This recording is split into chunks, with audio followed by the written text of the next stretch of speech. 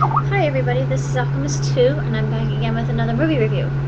Remember what I said earlier about the first 4 Harry Potter films? Well, I retract that statement because I still feel that all of the Harry Potter films in their own right are absolutely spectacular, and watching Order of the Phoenix again, which happens to be one of my favorite books in the entire series, just made me realize that fact, and how much I loathe Delores Umbridge and just how twisted and sinister she is, and just how manipulative and just ugh.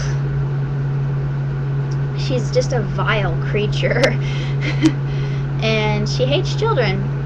And there was one thing I learned from that. Usually evil characters don't really have much to do for children or anything at all, and it's sort of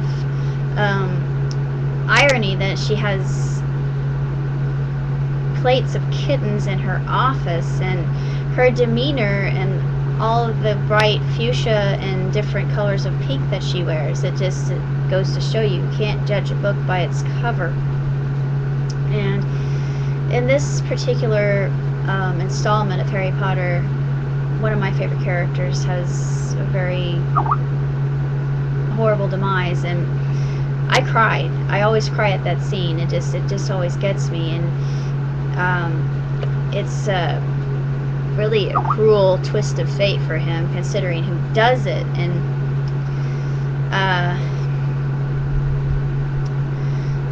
I love the way that there are more revolutions here in the Harry Potter series, and that we continually learn more about his character and the other characters, and how Dumbledore's army is formed. And of course there's a love that blooms between Harry and Cho. It was actually hinted at in the previous film, and it comes to a head here, and it's very sweet and beautiful, I think, even though we know who he ends up with in the end, and it's only logical who he ends up with anyway. And as far as movies go, this one really doesn't have any lags whatsoever, and there are plenty of scenes that are filled with action and adventure, and I really believe that matters become even more intriguing and exciting, especially with Trelawney's prophecy, when they go looking for it in the Ministry of Mysteries, and all those different prophecies just hanging about, and he knows exactly which one to take. And of course the prophecy only belongs to the person who it is about, which I thought was also very interesting, because in Draco's hand that prophecy goes completely black. I'm thinking, well, why would he even need it anyway, because it's not going to work for him. I guess he just wanted it to appease the Dark Lord, I guess.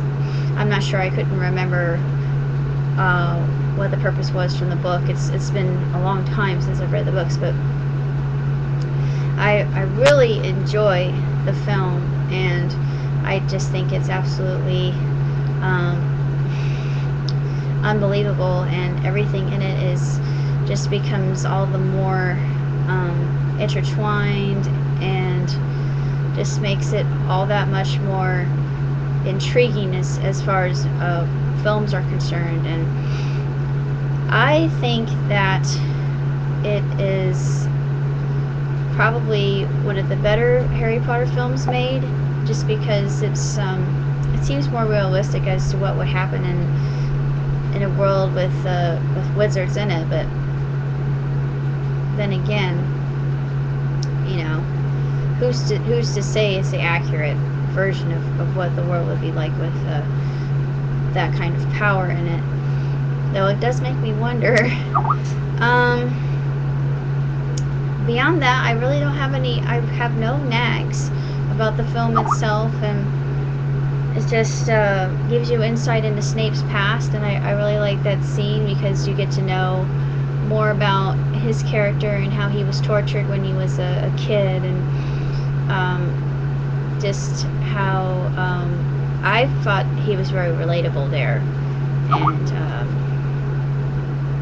just gives the film more depth and more meaning as you go along, and then you realize why Snape does what he does later. Of course, I'll get to that, but I give this one 5 stars, 2 thumbs way up, and for everybody who has read the books, I highly recommend it, and watch it with a box of Kleenex because you are going to cry, especially if you like Sirius, because, well, I just gave away a little bit of a spoiler, sorry, but if you've read the books, then you know what happens to Sirius, and of course then Harry realizes that, you know, his actual family really isn't gone, even though he might have lost Sirius in the battle at the Ministry of Mysteries. He has his friends, and he still has Dumbledore, and whatever happens in the coming year of his life, he'll be able to face it with the resistance that he's gathered. And it's just a way to show that courage and integrity and persistence and a little bit of rebellion is okay if something's going on that you don't approve of and goes against your moral compass, and it just doesn't feel right to you. It's your right to stand up and speak out, and I think that's a really tremendous lesson, and all of the books seem to have this in them, and then it goes back to the whole idea of friendship and love, and how Voldemort never had these things, and he really isn't to be feared but to be pitied. And really, I don't think I have a lot of sympathy for his character, but I do feel a little bit of pity toward him because he never had those things as a youth, and he just let absolute power corrupt him, and that's what too much power can do to a person. So basically that's all I have to say about Harry Potter and the Order of the Phoenix, and I will review Harry Potter and the Half-Blood Prince and Harry Potter and the Deathly Hallows Part 1. So stay tuned for those.